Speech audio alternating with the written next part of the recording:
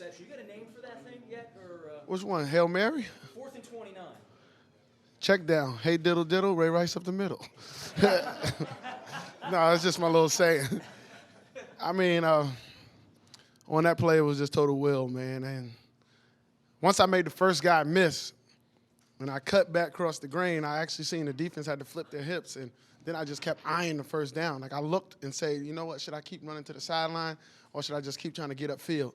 And that's what I did. I just kept getting upfield, and, I mean, I left it in the hands of the officials, so, and I'm not going to say they owed us one, but I'm glad we came out on top right there. Did you think you had it right away?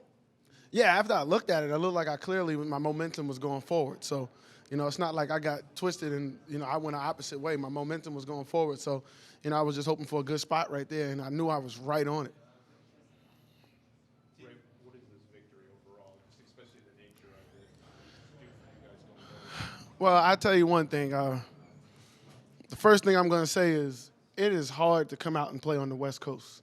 It is the hardest thing to do for me as a professional because, your whole time clock change and, no matter how early you come out on Friday, you still have to work on getting adjusted. So did that play part in how we came out the first half? We don't know. But to come out the second half and play the kind of football that we were capable of playing, and that's not everybody knows the San Diego Chargers. We never judged them on their record. That team can light up anybody on any given day. And I'm just glad, we were able to come out on a, winning in this time and play with number one effort and not let down and, be able to push through even into overtime and play with a lot of effort. So, that's just, kudos to the guys and the team because it's the hardest thing to do as a professional to come out here on the West Coast, and 6-hour plane ride and your body starts to drain and all that stuff. You get dehydrated on the plane. All the different factors that play into coming out here, were played against us. And, we came out on top. Did you expect to get the ball on that play? And then once you did, what is your mindset? Well, we knew that they were going to play the sticks. And, I'm always expecting to get the ball on the pass play. Anytime Joe's in trouble, I got to be a safety outlet. And that's what it was. It was just a simple call. And there's not too many calls you can call on that play. But, if they drop in max coverage, I guess they figure if you drop it down to the guy, then they can rally and make the tackle, game over. I